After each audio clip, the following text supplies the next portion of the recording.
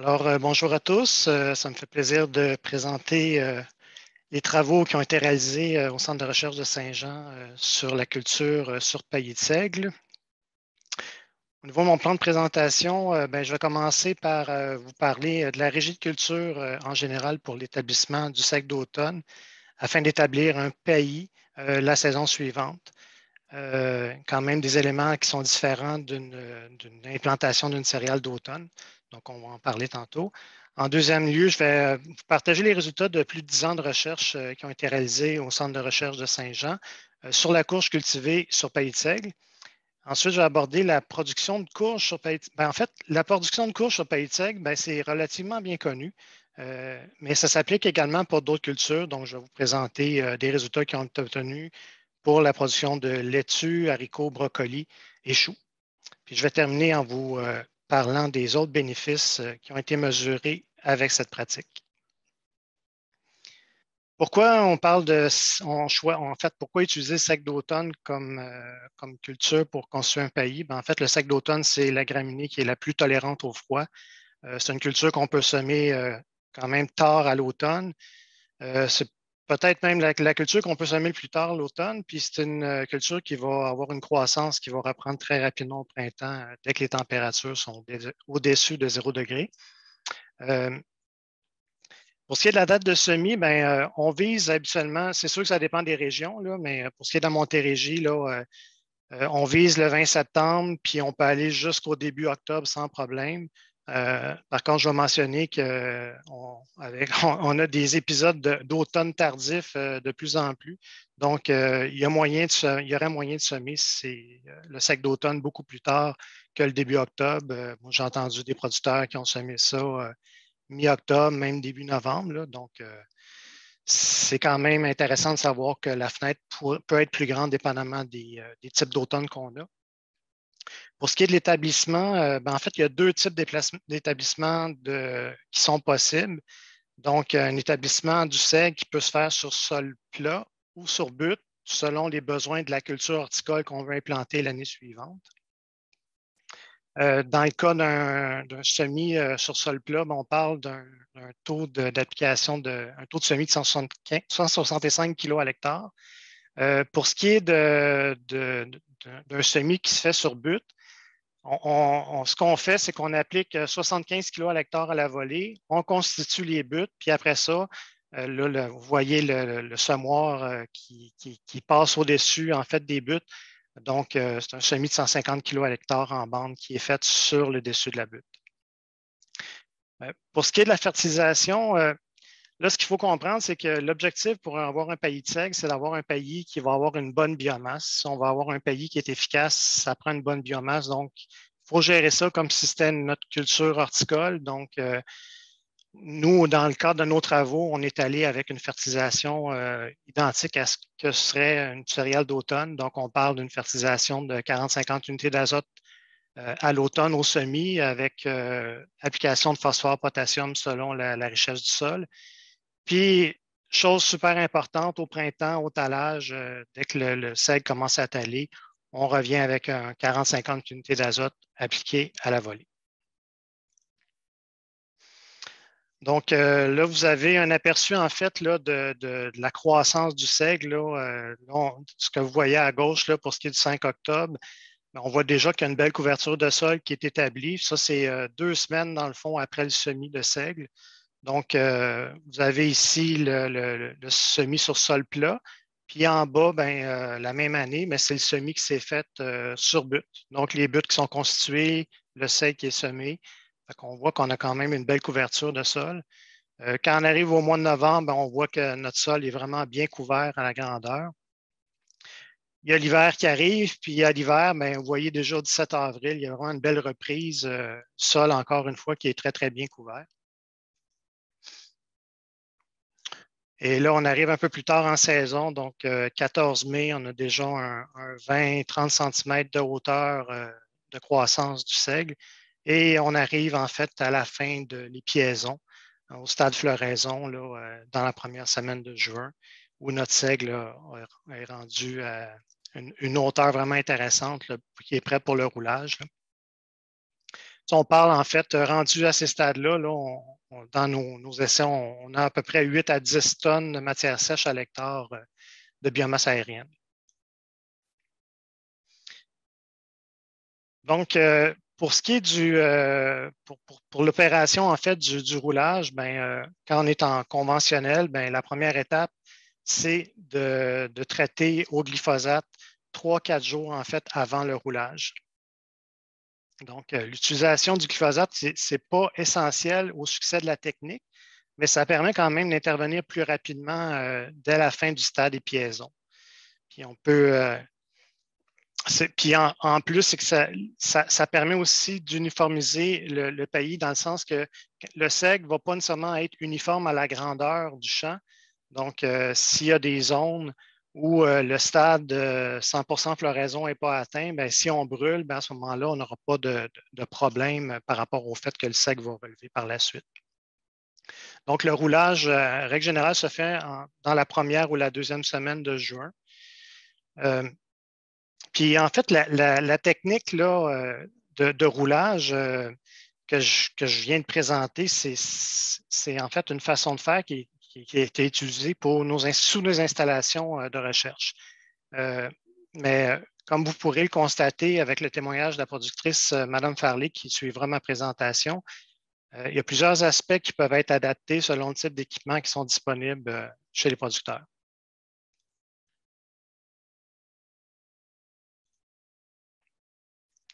Donc, les résultats, en fait, pour ce qui est de la courge cultivée sur paillis de seigle, il y a des travaux qui ont été réalisés par l'équipe de bactériologie au Centre de recherche de Saint-Jean-sur-Richelieu sur la production de courge sur paillis de seigle, mais spécifiquement comme moyen de lutte contre la tache angulaire qui est causée par Pseudomonas syringae. Dans le cas des essais, c'est de la courge spaghetti qui a été retenue comme type de courge car c'est une culture qui est très, très sensible aux maladies. Et en gros, les 10 ans de recherche qui ont été faits de 2008 à 2015 ont démontré que la production de courge sur paillis de seigle permettait une réduction de la tache angulaire qui était causée par le pathogène et que ça permettait d'augmenter le rendement commercialisable en plus de réduire en fait les pertes en entreposage. Mais ce qu'il faut comprendre, c'est que la production sur paillis de seigle, en fait, le seigle, ce n'est pas seulement une culture de couverture qui crée une barrière physique entre le sol et la culture. Donc, à partir de 2016, il y a des travaux qui se sont poursuivis, mais le focus portait sur l'impact de la culture de couverture, donc le seigle, sur le microbiome qui est présent à la surface des feuilles de courge, en lien avec les maladies bactériennes. Le résultat, c'est qu'on a démontré, puis ça, c'est une publication qui vient tout juste d'être publiée à l'automne 2021. Ce qui a été démontré, c'est que la culture de couverture de seigle modifie complètement la communauté bactérienne qui est présente à la surface des feuilles de courge. Donc l'équipe allait sur le terrain, allait échantillonner des feuilles, analysait toute la communauté bactérienne qui était présente à la surface des feuilles, puis ont réalisé que les courges qui poussaient sur paillis de seigle, à la surface des feuilles, il y avait une grande augmentation de la diversité des communautés bactériennes qui étaient présentes. Puis parmi les organismes qui étaient présents, il y avait des espèces qui étaient antagonistes à Pseudomonas syringae. Puis tout ça se traduit par Puis en plus, ce qui a été observé, c'est qu'il y a eu une réduction des populations de Pseudomonas syringae. Donc, ces résultats suggèrent qu'une culture de couverture pourrait permettre de former un réservoir d'agents de biocontrôle microbien constituant une stratégie importante de prévention des maladies. Donc, une belle avancée scientifique à ce niveau-là. Puis potentiellement, un autre élément qui n'est pas nécessairement connu des cultures de couverture en production agricole. Donc là, au niveau de la courge, on a quand même eu des très bons résultats, mais finalement, il y a moyen, en fait, ce qu'on a voulu évaluer, c'est est-ce qu'il y a moyen d'avoir d'autres cultures horticoles qu'on peut produire sur paillis de seigle? Donc, comme je disais, il y a plusieurs cultures qu'on a évaluées. Je commence par des résultats qu'on a obtenus dans la laitue romaine. Donc, en 2018-2019, en fait, on a eu 3 plantations de laitue qui ont été réalisées. Cette fois-ci, bon, la courge, c'est une culture qui est semée. Dans ce cas-ci, c'est la culture est plantée. Donc, la plantation, dans notre cas, c'est faite de façon mécanique avec un planteur qui était équipé d'un tasse-résidu. Puis, il y a un passage préalable qui a été réalisé pour ouvrir la bande, pour dégager légèrement la bande, en fait, avant le passage du planteur, puis également pour permettre de placer l'engrais. OK. Au niveau des résultats, bon, là, ce qu'il faut comprendre, c'est que quand on a récolté les laitues, évidemment, bien, on a évalué le rendement, mais chaque laitue était vraiment évaluée au peigne fin. Donc, chaque feuille était retirée pour vraiment évaluer les symptômes qui pouvaient être associés à différentes maladies. En 2018, ce qu'on a obtenu, c'est que la production de laitue sur pays tièbre a permis d'augmenter le rendement vendable des laitues et ont permis également de réduire la présence de xanthomonas et de l'alternaria. En 2019, ben, la première plantation qui a été faite a permis d'augmenter encore une fois le rendement vendable par rapport à la production sur sol nu. Puis encore une fois, on a vu une réduction de xanthomonas sur les feuilles. En 2019, on a fait, suite à la récolte de la première plantation, on a fait une deuxième plantation de laitue. Et cette fois-là, on n'a pas eu de gain, d'augmentation de rendement sur pays de seigle. Par contre, on a observé justement une réduction de la présence de médios sur les laitues récoltées. Une autre culture qu'on a évaluée en termes de production sur paillis de seigle, c'est le haricot. Donc, cette fois-ci, le haricot était cultivé sur sol plat. Donc, le semis s'est fait avec un semoir à semis direct. Les engrais étaient placés au moment du semis en bande. Il y a 2 années, on a fait l'essai en fait sur 2 années. La première année, en 2018, on l'a fait avec du haricot frais, mais du extra fin, du vert extra fin. On n'a pas observé en fait d'effet sur le rendement. Donc, le pays de seigle n'a pas entraîné de baisse de rendement par rapport à la pratique conventionnelle sur sol nu. Il n'y a pas de symptômes de maladie qui a été observé également dans l'essai. En 2019, on a changé de variété. On est allé avec un haricot un peu plus gros, variété Gold Rush. Et cette fois-ci, on a eu des augmentations de rendement qui ont été obtenues sur pays de seigle. Puis encore une fois, on n'a pas observé par contre de symptômes de maladie. Ce qui a été observé, en fait, pour ce qui est des augmentations de rendement du haricot en 2019, c'est que il y a une croûte de battance, en fait, qui s'est formée à la surface du sol après une pluie, au moment où, juste pas longtemps, en fait, après que le semis de haricots a été réalisé. Donc, on peut voir là, ici là, le sol qui avait vraiment une croûte de battance qui était créée par rapport à côté la parcelle sur pays de seigle. Puis on voit là, justement que ça a engendré la levée n'a pas été optimisée, n'était pas uniforme. Là, donc, ce qui explique en partie là, les pertes de rendement qui ont été observées, qui ont été mesurées. On a fait également un essai avec du brocoli puis du chou. Donc, en 2019, c'est du brocoli qui a été implanté sur paillis de seigle. On n'a pas observé de différence sur les rendements, que ce soit sur sol nu par rapport au paillis de seigle. Encore une fois, pas de maladie observée, donc pas d'impact de la culture sur paillis de seigle au niveau des maladies. En 2019, on a fait la même chose, mais cette fois avec du chou. Et cette fois-là, on a observé une baisse de rendement sur paillis de seigle. Puis encore une fois, on n'a pas observé d'impact au niveau des maladies. Donc, là, ce que je vous ai présenté, dans le fond, c'est des résultats associés au rendement puis tout aux aspects au niveau des maladies avec la culture de paillis de seigle. Mais il y a beaucoup d'autres bénéfices qui ont été obtenus en cultivant sur paillis de seigle, comme par exemple le contrôle des mauvaises herbes. Donc, vous avez à l'écran, à votre gauche, la parcelle ici qui était cultivée sur sol nu et à droite, la parcelle qui était cultivée sur paillis de seigle, parcelle de laitue. Donc, dans la parcelle, ben, il y avait la portion de gauche qui est ici, qui était non désherbée. Donc, la portion de droite ici, c'était sur sol nu, mais le désherbage s'est fait. À gauche, on laissait la mauvaise herbe se développer. Puis vous voyez à gauche la même chose, cette portion-là entre les drapeaux rouges, ben, en fait, il n'y a eu aucun désherbage qui s'est fait là. Donc, on parle de 80 de contrôle des mauvaises herbes qui ont été effectués par la simple présence du paillis de seigle. Donc, on voit qu'on a eu une excellente répression du paillis de seigle pour ce qui est des mauvaises herbes.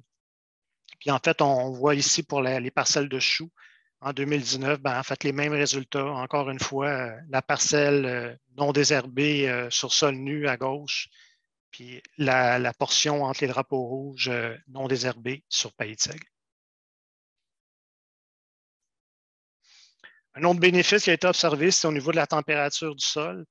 Donc, ça, c'était dans les parcelles de laitue. Donc, c'est les températures maximales journalières qui étaient mesurées pendant la saison de croissance de la laitue.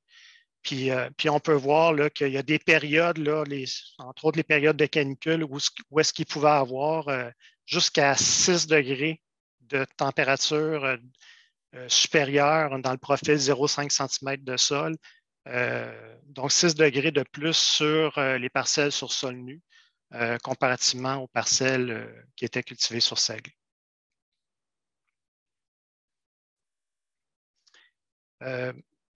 Une autre observation qui était un peu inattendue, là, je vous présente en fait du travail qui a été fait pour évaluer le volet entomologique associé justement à la culture sur paillis de seigle par rapport à sol nu.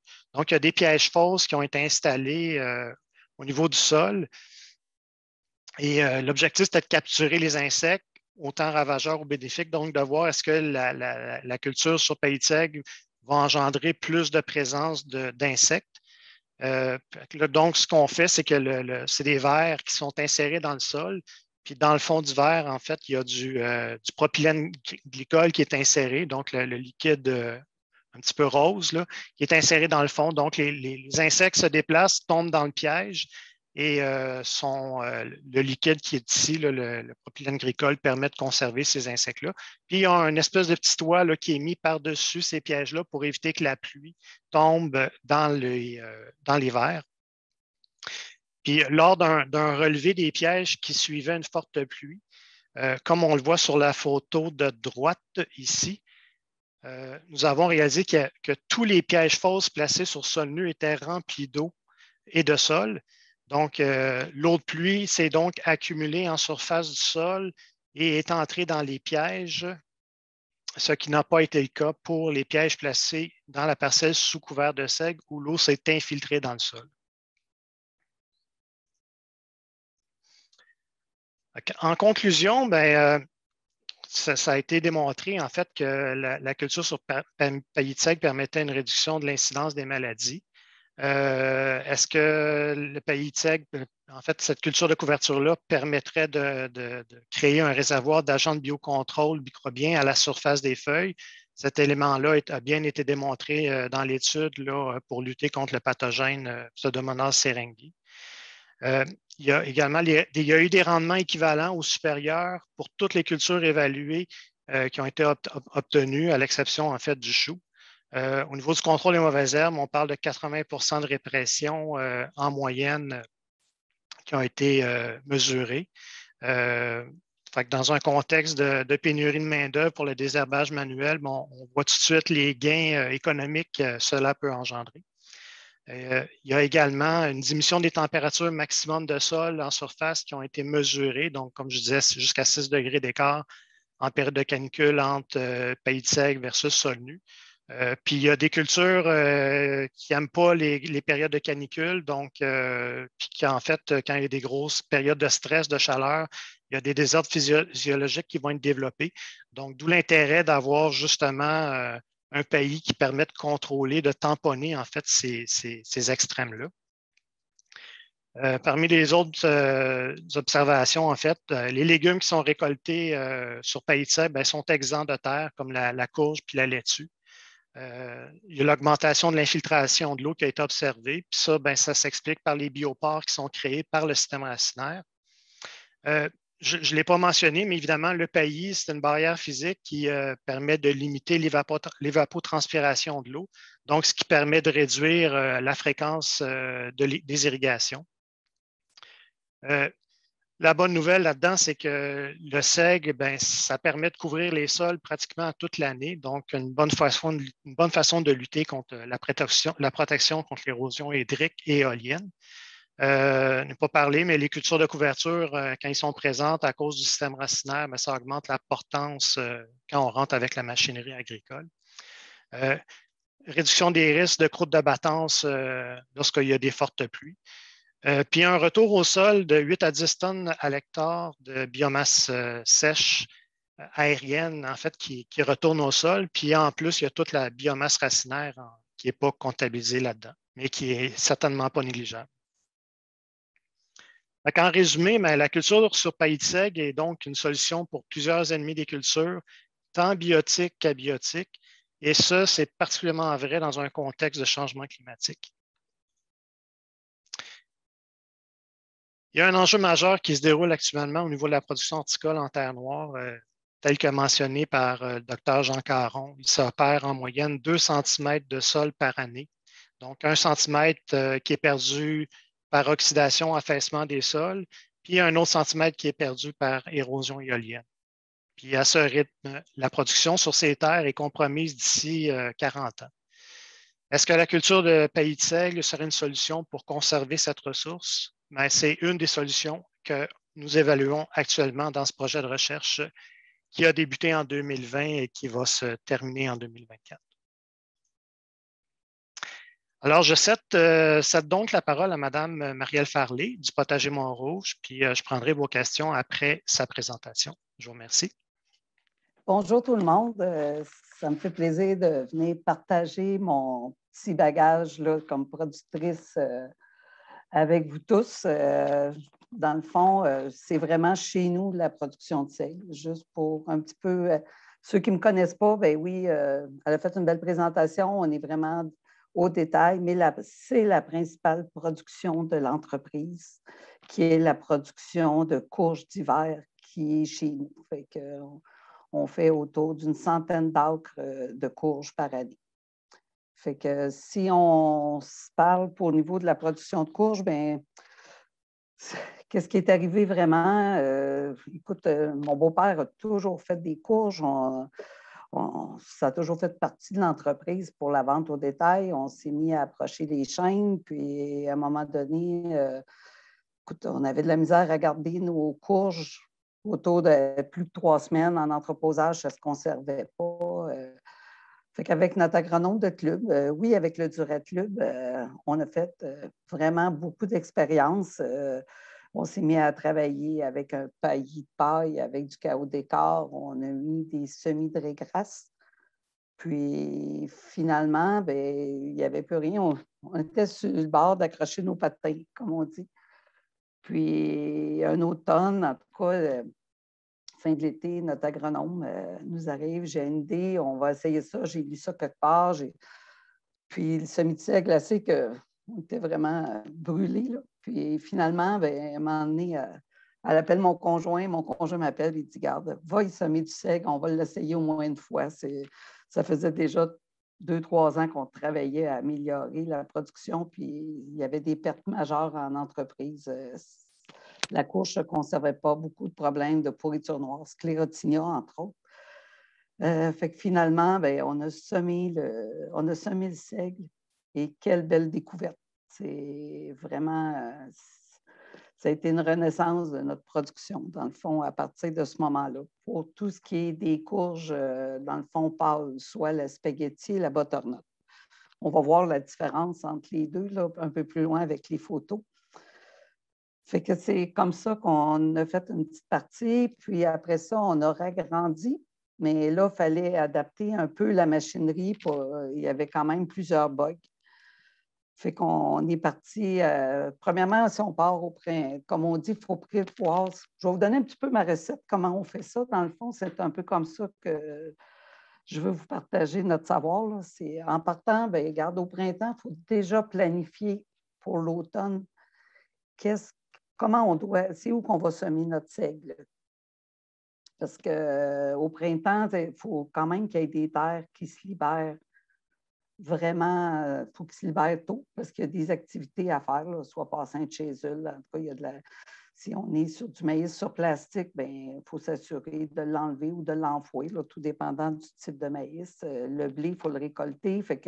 Mais il y a des actions à faire après. Puis, il faut le planifier parce que souvent, l'automne, on n'est pas juste dans ces actions-là. Là, on est en pleine récolte de d'autres. Fait que ça, c'est un moment, c'est quelque chose à penser pour vraiment que ce soit bien organisé puis qu'on n'essouffle pas notre main-d'œuvre là-dedans.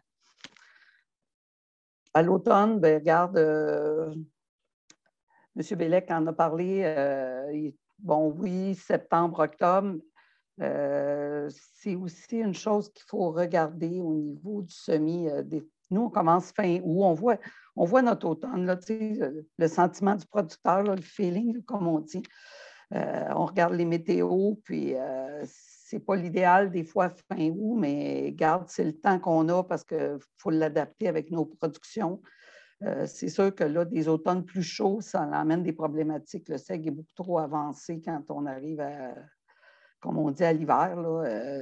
Puis il y a des années que si on frappe un automne frais, bien, garde, c'est bien correct.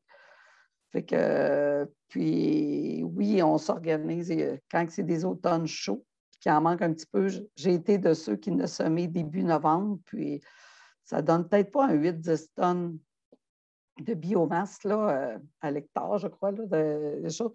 Mais si on va chercher un 4, 5, 6, c'est vraiment gagnant. Ça vaut la peine de le faire. L'autre, quand on le sème aussi, il faut s'assurer d'être dans des bonnes conditions aussi. Là. Fait que c'est aussi une problématique l'automne. Des fois, on veut bien semer dans le bon timing, mais l'automne, ça sèche vraiment, c'est plus lent à sécher. On est plus dans des lombes. Fait que c'est ce qui fait qu'à un moment donné, quand la période, la température, puis le sol est adéquat, oui, il faut y aller pour faire notre semis pour s'assurer d'avoir notre seigle rendu à l'année suivante. On a travaillé nos machineries, nos équipements, semer ça. Regarde, on peut y aller avec des équipements très sophistiqués aujourd'hui. Il y a une machinerie pour tout. Nous autres, on y a été vraiment bien standard, puis on a un vieux semoir de blé, puis c'est avec ça qu'on sème notre seigle. C'est possible, c'est vraiment facile à faire de trouver les équipements pour s'adapter, pour s'organiser. Fait que, il y a des semoirs très sophistiqués, et puis, regarde, mais si on a un vieux semoir qu'on est capable de trouver sur Marketplace ou des machineries, en tout cas, ou un voisin qui a ça, la semis de seigle, c'est pas très demandant. On s'en va au printemps. Par la suite, oui, il y a eu des tests de fait. On a semé en semi-direct, on a semé avec le seigle qui était debout, comme vous voyez sa photo présentement. Mais on a déjà roulé aussi avant de semer. Là aussi, il y a des petits points à faire attention. Faire le round-up, puis attendre pour rouler le seigle. C'est toujours, nous autres, au printemps, on focus beaucoup pour le lit de semence de la courge. C'est, oui, le seigle, mais c'est vraiment, il faut que notre semis soit bien fait. Puis, au début, on y allait en semi-direct. Le seigle, c'est une paille qui est vraiment forte, qui est dure, puis vous le voyez, là, c'est dense. Même debout, des tasses résidus, des coupes résidus. En tout cas, nous, on n'a pas eu de succès avec ça quand on arrive dans des, comme on dit, avec une bonne densité au niveau là, du seigle. Fait que l'idéal, en tout cas pour nous, on a choisi de travailler avec un strip-till. Comme M. Bellec n'a parlé, la portée est vraiment bonne aussitôt que la neige se retire, qu'il y a un peu d'assèchement au mois d'avril. on s'est procuré un streptil pour aller travailler le lit de semences. Des semences maraîchères, regarde, tout est cher, mais ça aussi, c'est dispendieux. Quand on arrivait en semi-direct, peu importe que le seigle soit roulé ou debout, on retrouvait souvent des semences qui n'étaient pas dans terre parce qu'à un moment donné, l'équipement relevait. Puis portait sur le seigle au lieu de retomber au niveau du sol. Fait qu'on avait des semis à 60-70 %. C'était des beaux semis, mais ce qu'on veut, c'est d'avoir 100 % de nos semences dans le sol. Fait que pour nous autres, c'était vraiment important. Fait qu'on a opté pour vraiment travailler avec un streptil pour aller travailler notre lit de semences. On est en l'ombre, ça dépend toujours peut-être des sols, mais on est en l'ombre, fait qu'on voit déjà, si vous voyez ces photos, c'est ça, le semis, le streptil a passé, c'est 2 à 3 fois. Là, on se sent, nous autres, c'est important que le lit de semences soit très beau. Puis après ça, regarde, c'est vraiment le semis de courge qui prime. Si c'est le temps de, comme on dit, de rouler ou d'arroser. La chose qu'il faut faire attention au niveau du seigle, c'est si on arrose, parce que bon, oui, c'est arrosé au Roundup, puis on attend une couple de jours pour s'assurer que ça va encore au niveau des racines. La problématique, c'est si on a un bon coup d'eau à partir de ce moment-là, c'est que ça ne sèche plus quand on est en l'ombre. Il faut faire attention. Pour ça, je dis le feeling du producteur, là, c'est important. Fait que la température, là, la pluie, là, c'est sûr qu'on l'écoute durant ce temps-là, puis on regarde notre ouverture qui se présente à nous pour comprendre un peu c'est quoi l'action qu'on va passer. On va semer, on a-tu le temps de faire notre arrosage au Roundup? Parce que là et tout, il faut penser que on a d'autres semis à faire. On n'est pas juste au niveau du seigle, fait qu'il faut partager notre temps. Fait que, on y va vraiment avec le semis de courge. Puis, on a quand même une bonne semaine, là, bon an, mal an, là, pour avant que ça germe, puis que pas faire de blessures aux plantes. Fait que, pour aller faire notre Roundup, puis aller rouler, ça nous donne une bonne clairière. Fait que, quand il fait beau, puis tout est beau, c'est merveilleux, mais il faut vraiment aller semer avant une bonne pluie. Il ne faut pas que le Roundup soit fait. En tout cas, il y a des petits jeux de producteurs là, qu'il faut s'assurer. Pour le seigle, on s'arrange pour ne pas être... On ne se rend pas jusqu'à l'épiaison, jusqu'au pollen. C'est dur pour la machinerie. Vous avez vu la hauteur que ça vient. Là, fait que les tracteurs, tout ce qui est ventilateur, fan, en tout cas, c'est aussi dur pour ça. Puis, si tu as un chauffeur qui a une allergie quelconque, c'est vraiment difficile. Fait qu'on s'arrange juste de rouler avant que ça arrive. Là. On ne se rend pas jusqu'au moment, là, jusqu'à l'épiaison totale au niveau du seigle. Fait que au niveau de la machinerie, de l'équipement, c'est pas mal ça. Si on parle des bénéfices de production, au niveau de la production, bien, regarde, si vous parlez je pense que je suis quelqu'un de convaincu. Je ne sais pas si je vous convainc avec ce champ-là. C'est un champ, je ne vais pas me vanter, mais c'est un champ que tous les producteurs veulent voir chez eux. C'est toujours notre objectif premier. On le voit, un peu de mauvaises herbes. C'est aussi, on parlait de mauvaises herbes. C'est sûr qu'il y a des années que c'est plus difficile. Ça prend une bonne densité. On sait que, comme cette année, c'était sec. Parce que le printemps, avec un printemps frais, il y a quand même une germination quand même d'une population de mauvaises herbes qui vient au printemps. Cette population-là, avec le Roundup, est détruite. Mais comme cette année, avec le coup de pluie qui est arrivé beaucoup plus tard, la mauvaise herbe non plus n'a pas poussé au printemps. Là, c'était vraiment fait que faut quand même être aguerri puis avoir l'œil. C'est pas tout noir puis c'est pas tout blanc. Là. Oui, il faut y aller, le marché, notre champ, il faut aller voir. Puis c'est comme le lit de semences qu'on fait, le streptil. Ça aussi, si on est capable de les faire back-à-back au mois d'avril ou tôt au mois de mai, pour s'assurer d'un bon lit de semences, mais s'il pleut, on ne peut pas rentrer dans le champ, puis qu'on est près du semis de courge, parce qu'à un moment donné, tu ne peux pas semer ça trop tard. On a un automne qui nous attend, puis on ne va pas tout récolter le 15 octobre. Là. Fait que c'est sûr que si on travaille ça tard, bien, ça remonte des mauvaises herbes, puis ça, c'est une problématique avec le streptile. Là. Si on est capable de le faire tôt, on est capable de prendre une bonne bande de mauvaises herbes, puis ça diminue. Mais si on attend trop tard pour aller passer notre streptile, c'est une des problématiques. Si on parle au niveau de, comme on dit, de la qualité des fruits, regarde, je n'ai même pas besoin de parler, ça parle tout seul. C'est vraiment d'une beauté. Il n'y a pas de...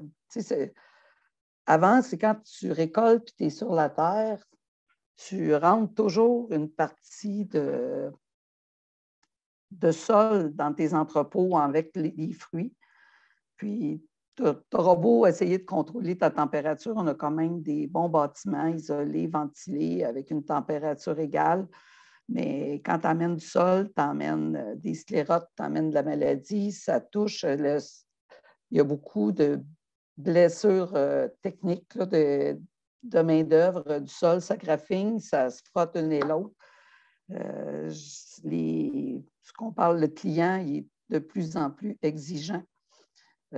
Puis juste ces graphings-là aussi, bien, ce que ça amène, c'est que ça amène des portes aussi pour que la maladie se développe à l'intérieur des bennes. Puis bien, ça fait que ça ne se conserve pas. Puis moi, en tout cas, avec cette technique-là, avant, il ne faut pas se le cacher. Je peux juste vous dire que, je ne sais pas si pour ceux qui sont les plus vieux, là, ils vont se souvenir, les courges dans les chênes, ben, il était sa tablette en même place que les patates. Puis, rendu à fin octobre, il n'y avait vraiment pas de variété.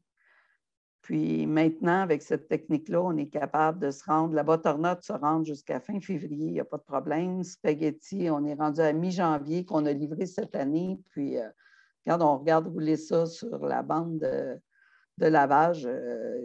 Il n'y a pas de scarring, là, de blessures techniques, de pas de maladie. Si tu vas juste plus loin, bon, on va voir.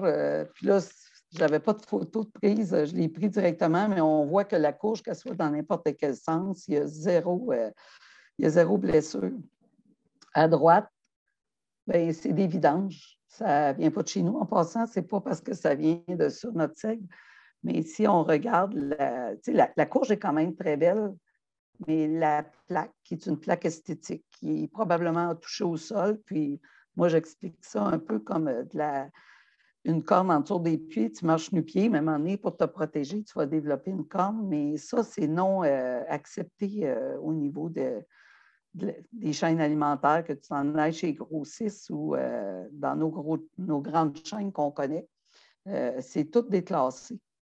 Mais quand tu es sur le seigle, tu n'as pas ce développement-là. Là, c'est vraiment, c'est justement le paillis de seigle, c'est dur, hein, de la paille de seigle, c'est règle, mais s'il y a un coup d'eau, bien, ça fait vraiment comme un coussin quand tu marches là-dessus. Fait que l'eau circule en dessous ou pénètre un peu. Là.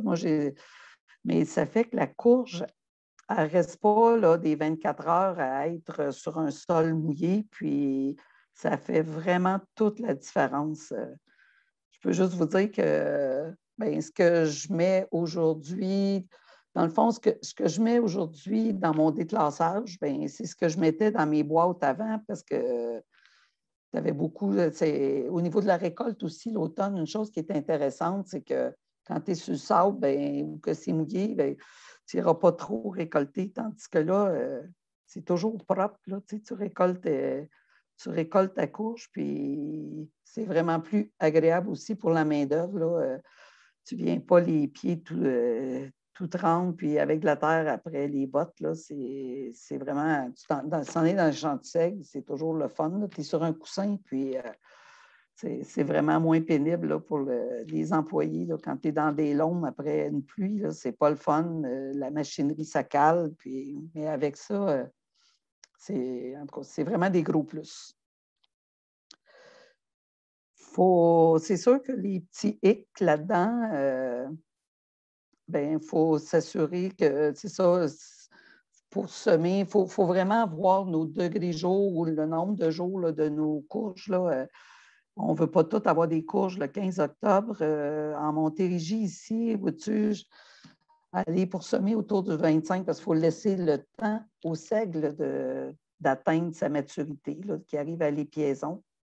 Parce qu'on veut, c'est de la biomasse, c'est pas des feuilles. Fait que pour faire de la primeur, je fais quand même encore un peu de primeur sur plastique. Parce que les variétés de courges sont quand même c'est des 75, 80, 100 jours. Là, fait qu'il faut vraiment être capable de penser à ça, là, de ne pas s'en aller trop loin dans le temps, parce qu'il faut penser à la récolte. On ne sait jamais un peu ce que l'automne nous réserve, puis on ne veut pas tout garder pour la fin. Ça fait que, tout dépendant d'où qu'on reste, regarde, il faut s'approprier. Moi, je pense qu'on n'a pas commencé avec 100 acres. On a commencé à en faire une coupe d'acres, à modifier puis à organiser notre équipement pour qu'on soit satisfait là, de l'ensemencement.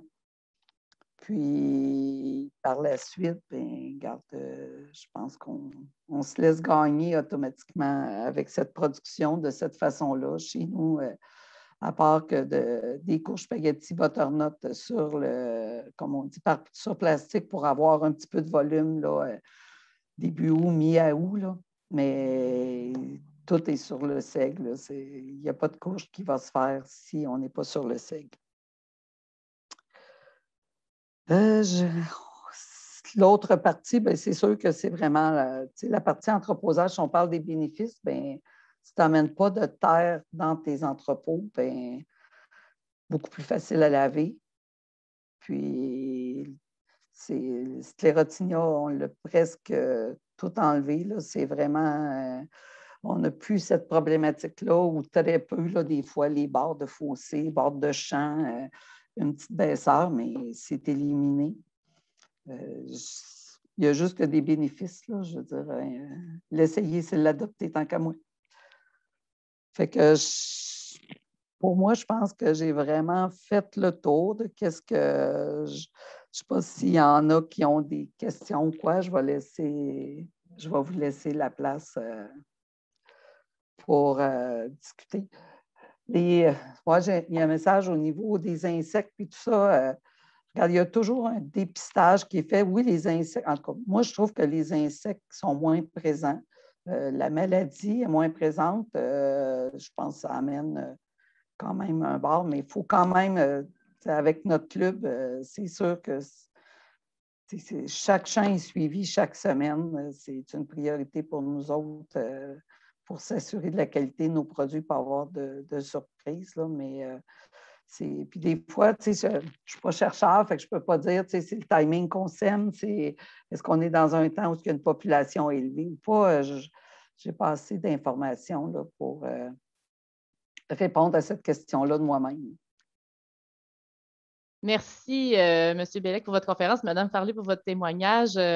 Une première question, en fait, puis ça va être un mélange de questions un peu par rapport au glyphosate. En fait, il y a eu beaucoup de questions par rapport à qu'est-ce qu'on peut faire en régie bio, ce serait quoi les alternatives, puis en fait, surtout, pourquoi, est-ce que les résultats sont réellement différents s'il n'y a pas de glyphosate? Pourquoi est-ce qu'on pourrait vraiment plutôt promouvoir la pratique sans utiliser le glyphosate? C'est un amalgame de questions, mais bref, il y a beaucoup de questions par rapport au glyphosate. J'aimerais vous entendre là-dessus. Oui, en fait, je suis passé rapidement en fait sur la technique en conventionnelle, donc sans utiliser de glyphosate. C'est sûr que si on travaille en biologique, la clé, c'est vraiment de rouler le seigle au stade optimal, c'est-à-dire quand le stade 100% floraison est atteint. Si on roule plus avant ce stade-là, en fait, le seigle va relever. Puis si on roule après ce stade-là, il y a carrément des grains de seigle qui vont venir à maturité, qui vont germer, qui vont devenir une mauvaise herbe pour la culture. Fait que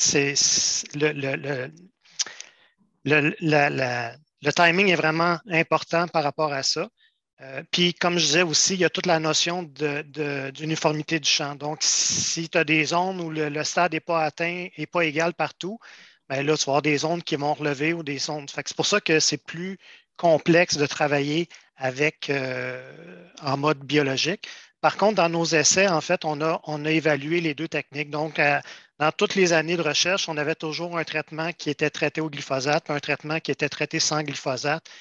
Puis au niveau des maladies, on a eu les mêmes résultats, le même impact. Mais c'est juste la notion de la gestion du couvert pour faire le seigle qui est plus complexe. OK. Bon, ben, je pense que ça répond quand même bien. Autrement dit, ça se fait, mais c'est sûr que c'est un peu plus complexe. Ça demande plus de surveillance, plus de vigilance pour vraiment intervenir au bon moment. Puis il faut être conscient des possibilités qu'il y ait de la repousse ou que des choses comme ça. Là, ouais, mais ça se fait très bien. Puis l'histoire des rouleaux, comme Mme Farley disait, je pense que quand on est en conventionnel, je pense qu'à peu près, il y a beaucoup, beaucoup de types de rouleaux qui peuvent être utilisés pour faire un bon travail de roulage.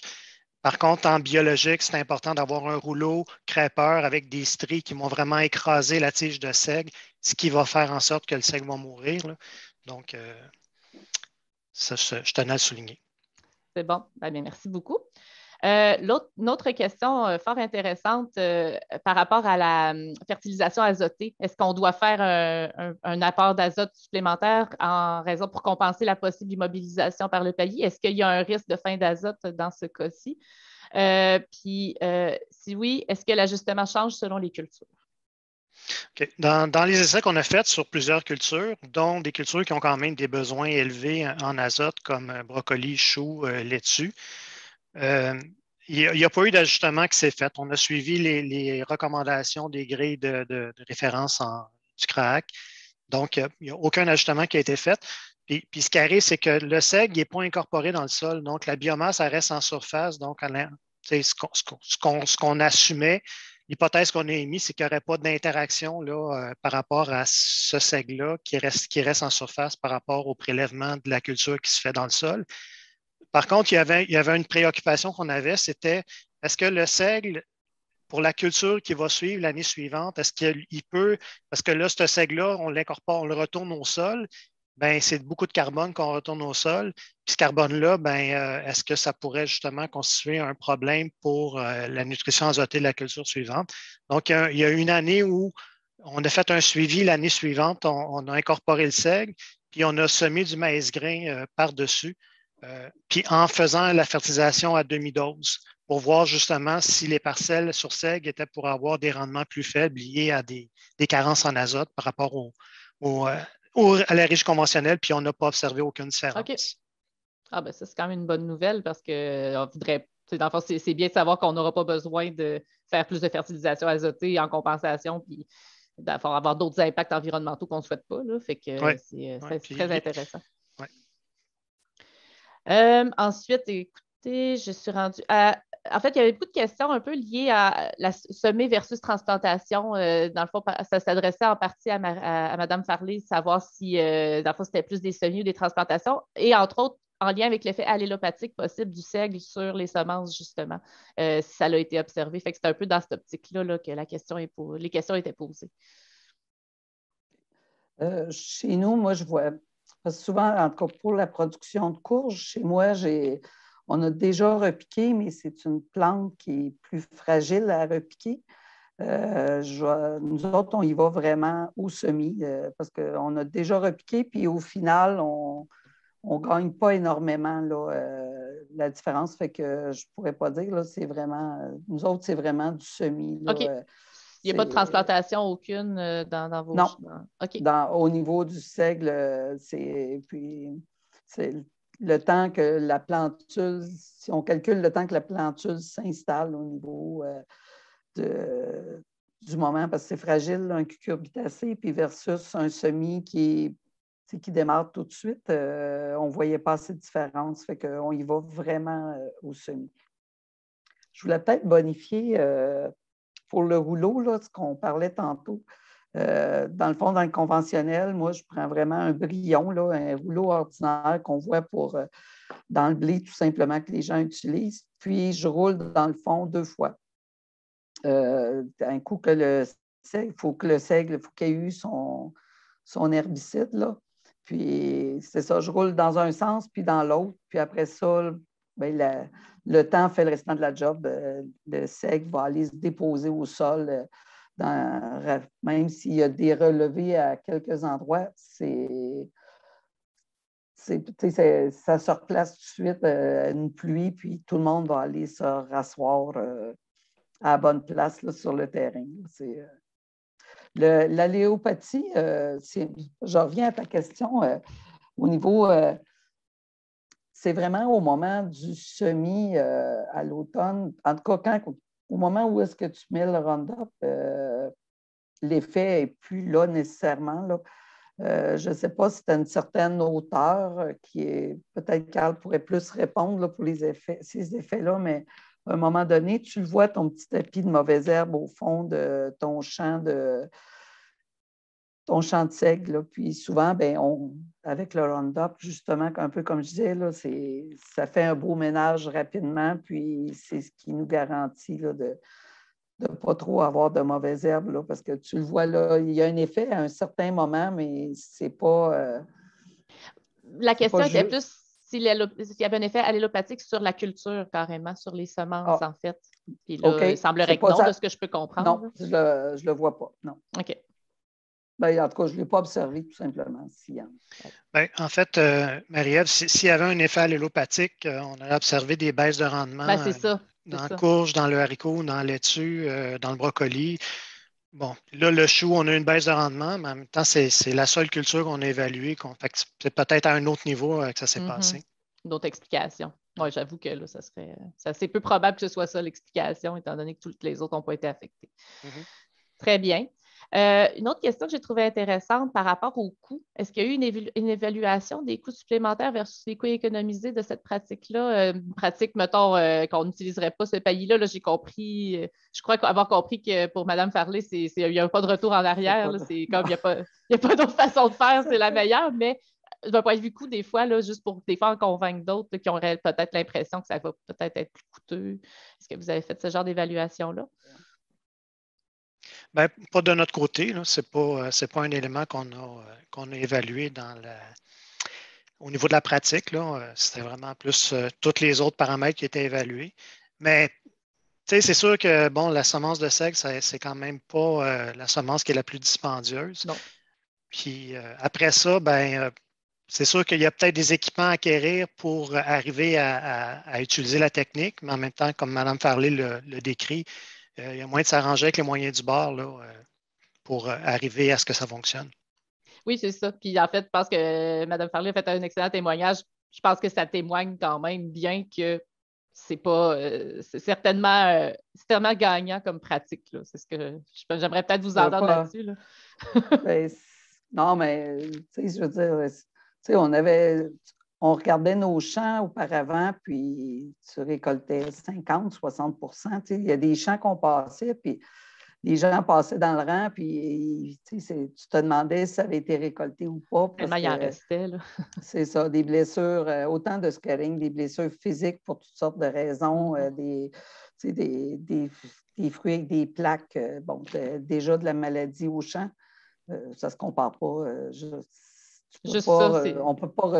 peux pas retourner en arrière. Là, puis ça te permet aussi d'étaler. Tu sais, quand tu as un fruit qui est solide, puis un fruit qui est solide, qui est en entrepôt, puis on ne se cachera pas, des fois, le mois de septembre ou le mois d'octobre, il y a des gens, encore du monde qui ont récolté, mais des petits volumes, des entrepôts pas adaptés. Il y a des ventes difficile de dire vente de feu, mais à un moment donné, tu n'es pas équipé, tu as des défis de main-d'œuvre. Mais quand tu as un beau produit qui est solide, tu as confiance en ton produit, bien, tu conserves longtemps. Parce que souvent, à ces moments-là, il y a des baisses de prix aussi. C'est comme c'est celui qui va être capable d'aller au plus bas pour vendre, mais toi, tu peux dire, ben, regarde, va vider les autres granges, là, puis tu me reviendras. Tu peux attendre ton prix, c'est ça. Tu n'es pas obligé de vendre parce que tu es inquiète, ça va-tu se garder, ça ne se gardera pas. Puis ça te permet de bien dormir. Je pense que ça répond à la question. Ça répond à la question pour ce qui est de l'avantage économique. Là, il est évident. Ah non, puis c'est plus que le double au niveau de déclassage, puis de qualité de fruits, ça ne se compare pas, là. C'est bon. On a eu aussi quelques questions, je les ai comme réunies en une seule, sur les effets sur les propriétés du sol. Ça s'adresse probablement peut-être plus à Carl, là, humidité, structure, microbiote, phytopathogènes. Est-ce que ça a été observé, mesuré? Est-ce qu'il y a des chercheurs qui se sont intéressés à ces questions-là de l'effet du paillis de seigle roulé? Toute la recherche qui s'est faite sur paillis de seigle, c'est principalement dans un contexte de maladie bactérienne. Donc, ça, c'est le gros du travail, c'est fait avec ce volet-là. Okay. Fait que c'est sûr que le volet microbiome du sol n'a pas été évalué, propriété physique non plus n'a pas été évaluée. Quoique, bon, il y a quand même des résultats que je montrais au niveau des températures de sol, au niveau de l'infiltration de l'eau. Ça, c'est des effets qui ont été observés sans qu'on s'attarde spécifiquement à ces aspects-là. Par contre, dans le cadre du projet là, que j'ai mentionné à la fin, au niveau des terres noires, là, il y a carrément une équipe multidisciplinaire qui est impliquée dans le projet. Donc, autant le volet entomologie au niveau microbiome du sol, également au niveau phytopathologie, ça va être tout considéré. Donc, il y a vraiment beaucoup d'équipes scientifiques, en fait, qui sont dans ce projet-là pour évaluer l'ensemble de ces paramètres-là dans le projet. Ouais. C'est très bien. Puis en fait, justement, ça m'amène à une autre sous-question, une autre question qu'on a reçue par rapport au ça pouvait engendrer des problèmes de réchauffement de sol au printemps. Est-ce que pour les primeurs, ça peut être un enjeu, le fait que le paillis soit là, puis est-ce que ça sèche quand même rapidement au printemps, malgré tout? Je pense que Mme Farley l'a dit tantôt, au niveau des primeurs, c'est sûr que si tu veux semer plus rapidement, parce que on va se le dire, le paillis, puis c'est une des raisons pourquoi en grande culture, il y a comme une difficulté. Si on veut semer du soya au mois de mai, fin mai, ben, le paillis ne sera pas rendu à maturité.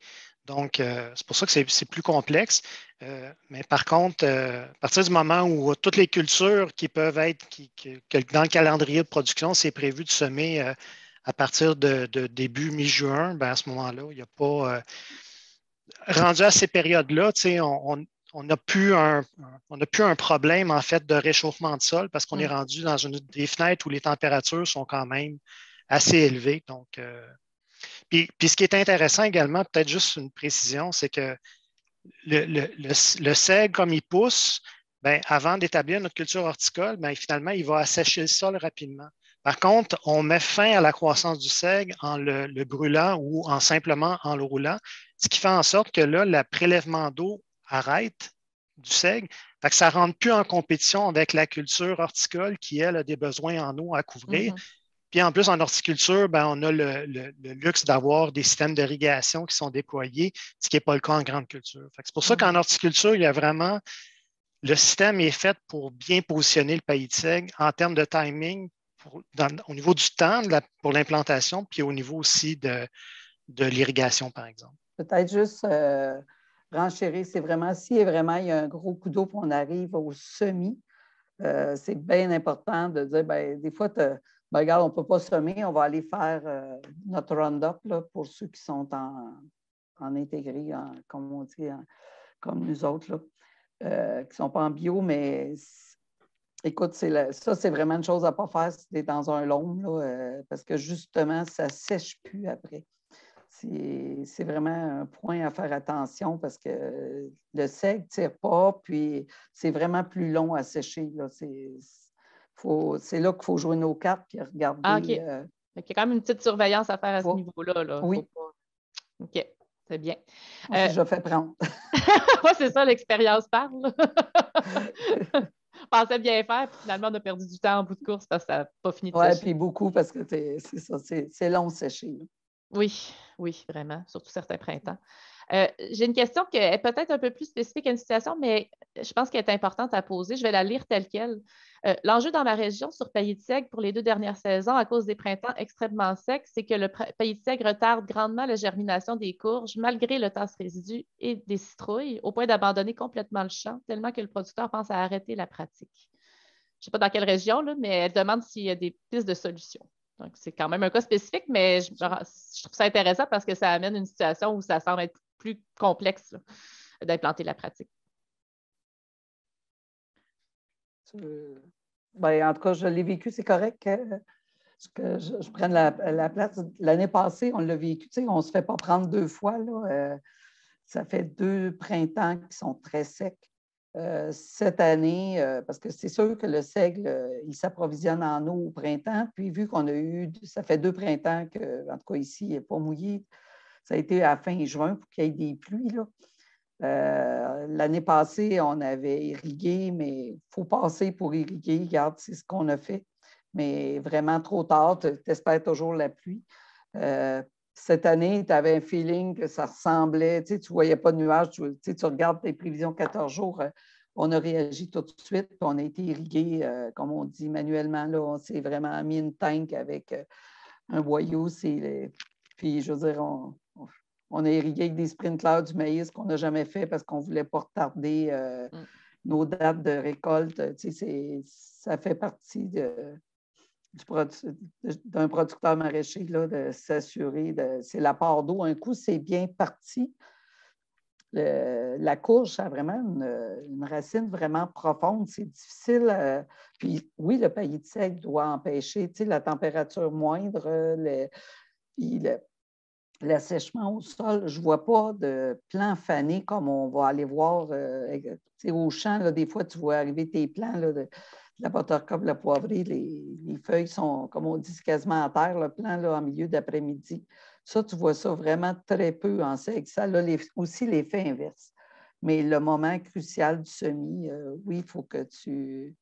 faut t'amener la part d'eau, c'est sûr. Puis on l'amène sur la bande. Pour nous, là, c'était difficile, la grandeur qu'on avait. Là, on ne pouvait pas mettre d'irrigation par sprinkler, mais puis ça, je pense que c'est des choses, là, ça faut ça prendre une fois, puis après ça, ça prend, on va dire, comme on dit, ça prend des paires au vide, là, les fermes. Là, fait qu'on se patente de quoi pour être capable d'y arriver, puis ça a bien fonctionné. Peut-être juste pour compléter, en fait, une des solutions qui est possible, en fait, c'est de rouler ton seigle, donc de mettre fin à la croissance du seigle, de le rouler.